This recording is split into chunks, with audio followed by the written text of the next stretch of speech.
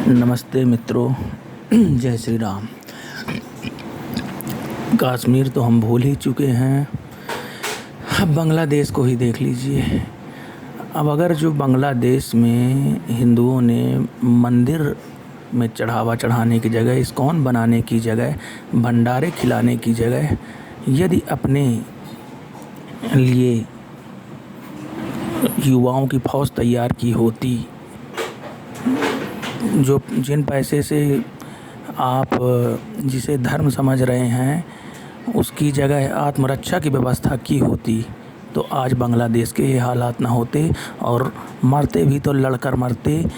पता चल जाता कि हाँ, पर कोई व्यवस्था नहीं, हिंदू वैसा ही रह रहा है जैसे भारत में निश्चिंत है, वैसे ही बांग्लादेश में रह रहा है।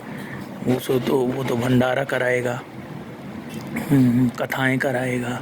क्या क्या होगा इन सब से? सोचिए, अंबानी ने 5,000 करोड़ खर्च किए एक शादी में। क्या कभी किसी मुस्लिम को आपने देखा है? क्या मुसलमानों के पास इतना पैसा नहीं है?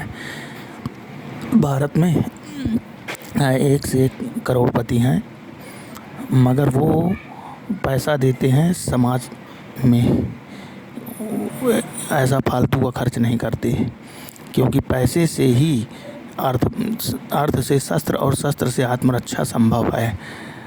आपको याद रखना होगा, आप सब समाज में नहीं जी रहे हैं। हिंदू समाज से मेरी बार बार अपील है कि बहुत हुआ, आप पैसे मंदिर में चढ़ाते हो, सरकारें मंदिर का पैसा ले जाती हैं। आपके पास ना आपके धर्म का ज्ञान है लोगों में, ना आपके पास कोई रक्षा तंत्र है। कोई भी 50 लोग 20 लोगों के आगे एक व्यक्ति को, एक परिवार को उधेड़ कर चला जाता है। भारत में आप सुरक्षित केवल इसलिए चल रहे हो अभी, और सिर्फ इतने में सुरक्षित हो क्योंकि आपकी भीड़ दिख रही है। सोचिए, जिस दिन आप वो जो आपको मूर्ति पूजा के नाम में ख़त्म करना चाहते हैं, जिस दिन उनकी आबादी आपके लेवल में आ जाएगी, तो स्वाभाविक है कि नौकरियों में, पुलिस में, सेना में, हर विभाग में, कोर्ट में, संविधान में, संसद में, हर जगह 50% पहुँच जाएंगे। तब क्या होगा? क्योंकि आज बांग्लादेश के वही हाल हैं कि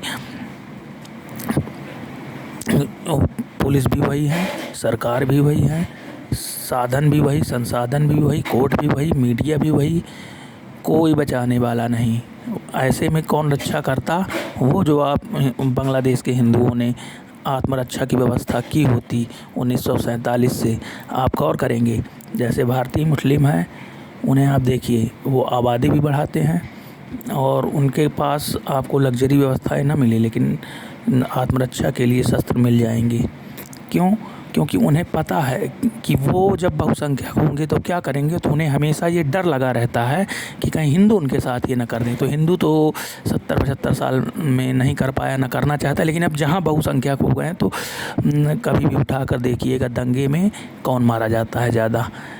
और बांग्लादेश और पाकिस्तान की तो छोड़ ही दीजिए, वहाँ तो सब उन्हीं के पास है, सारा तंत्र, शासन, प्रशासन, सारी व्यवस्थाएं। इसलिए जागरूक होइए, जागिए, अपने लिए सामाजिक संगठन बनाइए, एकता बनाइए और पैसा एकत्र करके हिंदू संगठनों में और युवाओं को एक तरह से, जैसे आप कंपनी में रोज़गार रख रहे हैं, ऐसे युवा की फ़ौज तैयार कीजिए। आज मुस्लिम के पास हर ज़िले में 500 की फ़ौज तैनात है, आप ये जान लीजिए। सोचिए बारीकी से, आप अभी जहाँ बहुसंख्यक हैं वहाँ आप कोई मुस्लिम आपको अगर जो नाजायज़ बात में धमकी दे के चला जाता है, और अगर झगड़ा हुआ तो वो आप पर भारी पड़ जाते हैं। जहाँ वो बहुसंख्यक है उसकी बात ही छोड़ दीजिए, ये भारत के हालात हैं। आप बांग्लादेश और पाकिस्तान के लिए तो मान लीजिए कुछ कर ही नहीं सकते, वो यहाँ से इजराइल का समर्थन कर रहे हैं। शेख हसीना कट्टरपंथ को रोक रही थी, उसे ही उखाड़ फेंका। अब हिंदुओं की बारी। तो मित्रों, सब्सक्राइब कीजिए और अब ऐसे विचारों को आगे बढ़ाइए ताकि हिंदू समाज समझे, जागरूक हो, धन का वेस्टेज न करे, अपनी आत्मरक्षक व्यवस्था स्वयं करें। और एक बहुत ज़रूरी है कि युवाओं का मजबूती भरा संगठन बनाया जाए। जय श्री राम। लाइक कीजिए, सब्सक्राइब कीजिए।